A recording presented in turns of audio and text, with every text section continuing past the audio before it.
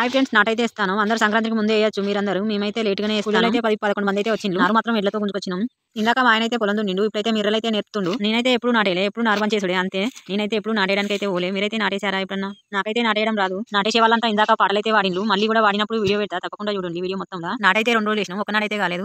మళ్ళీ తెల్లారైతే వాళ్ళు రాలే కూలీలు. ఎందుకంటే ఇది చేతిలో చిక్కింది కదా, ఇంకో చేనుకైతే ఈ చేను ఎట్లయినా మనదే కదా, ఇంకొకరికైతే ఓదనైతే వాళ్ళ ఉద్దేశం.